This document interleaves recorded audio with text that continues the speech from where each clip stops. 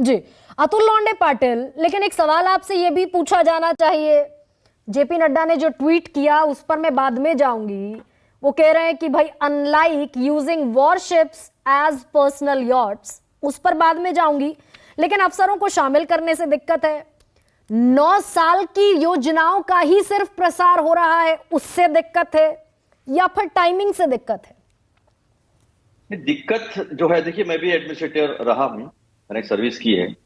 तो मैं कुछ काम जो है ब्यूरोक्रेसी के, वो सिविल सर्वेंट्स के क्या काम है जरूर बता सकता हूँ। बहन शाजिया जो कह रही थी, तो उन्हें बता दूं मैं, कैग का रोल क्या है। कैग का रोल फील्ड ऑडिट करना है, स्पेशल सोशल ऑडिट करना है, और सरकार के सामने रखना है कि क्या खामियां रही है, कहाँ योजनाएं पूरी हुई है, कहाँ नहीं हुई है, कहाँ भ्रष्टाचार हुआ है, कहाँ नहीं हुआ है, ये कैग का बताना काम है। अभी आयुष्मान योजना उदाहरण के तौर पर, और हाईवेज में जो भ्रष्टाचार हुआ उसके बारे में तो कैग ने साफ तौर से लिखा है। और मुर्मू जी है, इनके प्यारे, सारा गुजरात कैडर भरा हुआ है वहां पर। बाकी देश में अफसर है ही नहीं। हर इंपॉर्टेंट इंस्टीट्यूशन में गुजरात का कैडर भरा हुआ है। तो ये कैग का काम जो है, वो कैग का काम आइडेंटिफाई करना है, गवर्नमेंट को बताना है कि योजना कहां तक आई है और कहां तक नहीं आई है। शाहजहा जी ने कहा कि वो राजीव गांधी का वो स्टेटमेंट बार बार बताती है, लेकिन ये बताती नहीं उसके बाद कंप्यूटराइजेशन हुआ, डायरेक्ट बेनिफिट ट्रांसफर हुआ, टेक्नोलॉजी इंसेप्शन हुआ इनकम टैक्स में, रेलवेज में। तत्काल जो है वो तत्काल इसीलिए आया है कि टीसी जो तत्काल करप्शन करता है, तो टेक्नोलॉजी से जवाब देने की कोशिश की है, निजात करने की कोशिश की है। तो ये बताएंगे नहीं, इसका मतलब ये एक्सेप्ट कर रही है कि नरेंद्र मोदी विश्व गुरु, इतने ताकतवर प्रधानमंत्री, उनके यहां भी लोग 75 रुपए खा रहे हैं।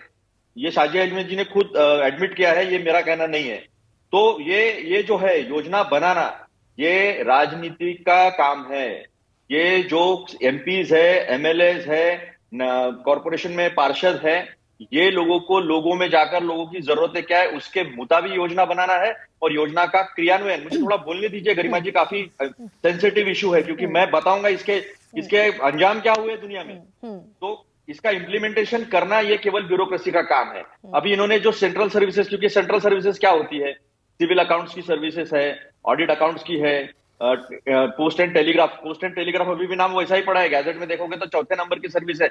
हमारे जैसे देहातों से आए हुए लड़के जब फॉर्म भरते हैं मेंस का, तो हमें लगता है 4 नंबर की सर्विस है, इसमें फंस गए काफी लोग। तो वो Indian post and telegraph service है, उसके अधिकारी, उनका काम ही होता है अकाउंट्स और ऑडिट करना, अकाउंट्स रखना, कंट्रोलर अकाउंट्स, और ऑडिट करना, और ऑडिट करके सरकार को बताना ये खामियां है, और इस तरह की खामियां दूर करने के लिए ये चीजें जरूरत है। अब मैं बताता हूं आपको क्या है। ब्यूरोक्रेटिक कू होता है, और एक डिफेंस का कू होता है, जो हमने हमारे ही पड़ोसी देश में देखा है। डिफेंस को अगर आप राजनीति में इन्वॉल्व करोगे, डिफेंस डिफेंस आके बताएगी, तो फिर ये क्या चारा खा रहे हैं, घास नहीं, खा रहे अतुल हैं लौंडे पाटिल, विधायक। डिफेंस पर तो सब एकमत हैं, लेकिन मैं अगर ऑफिसर्स की बात करूं तो ये खड़गे साहब ने जो चिट्ठी लिखी है प्रधानमंत्री जी को, उसमें लिखा है उन्होंने कि achievement of the last 9 years are being considered. The fact that only achievements of the last 9 years are being considered gives away the fact that this is the transparently political order in the run up to the 5 state elections. तो ये 9 साल की सिर्फ योजना, वही मैंने सवाल आपसे पूछा था कि सिर्फ 9 साल की योजनाओं का प्रचार हो रहा है, इससे दिक्कत है आपको? नहीं, ये स्पेसिफिक, इसका कहने का मतलब है, crux of the matter is कि आप पॉलिटिसाइज कर रहे हो। मैं आपको बताता हूं, पाकिस्तान में मिलिट्री बिल भी वसूल करती है, मिलिट्री रेवेन्यू का भी काम करती है, मिलिट्री बहुत ऐसे काम करती है जिसके वजह से वहां की डेमोक्रेसी फेल है। दुनिया में जहां जहां न्यूट्रलिटी ऑफ ब्यूरोक्रेसी, तटस्थता जो है नौकरशाही की और डिफेंस की, उनकी तटस्थता जहां कॉम्प्रोमाइज हुई है, वह बनाना स्टेट हुआ है। वहां उस देश की एग्जीक्यूटिव काम नहीं कर पा रही है। वहां तो इक्लेक्टिक क्लास भी आ गया है रूलिंग में। वहां मिलिट्री अलग से काम करती है, एडमिनिस्ट्रेशन में दखल अंदाजी है उसका, सरकार को कोई काम नहीं कर सकते। तो ये काम ईजीआई पीआर नाम का एक डिपार्टमेंट है, स्पेशल डिपार्टमेंट, हर स्टेट गवर्नमेंट के पास होता है, सेंट्रल गवर्नमेंट के पास भी होता है, पब्लिसिटी डिपार्टमेंट, जहां एक बड़ा आईएएस अधिकारी बैठता है जो तय करता है। और हजारों करोड़ का, जितनी पब्लिसिटी नरेंद्र मोदी जी की हुई है 70 साल में, इतना पैसा किसी प्रधानमंत्री ने खर्चा नहीं किया। ठीक है, तो सब प्रधानमंत्रियों का नहीं, एक मिनट, हाँ, बहुत सीरियस बात कर रहा हूं मैं, I am not talking anything political, मैं ठीक बहुत है, सीरियस बात कर रहा हूं, कहिए क्योंकि अतुल। मैं हाँ, मैं एडमिनिस्ट्रेशन में रह चुका हूं, और मुझे पता है कैसा अकाउंट्स और ऑडिट काम करता है, किस तरह से सरकार को जवाबदेही दी जाती है, किस तरह से सरकार को बताया जाता है कि योजनाओं का अमल कहां तक हुआ और कहां तक नहीं हुआ। ये डीएम का काम नहीं है।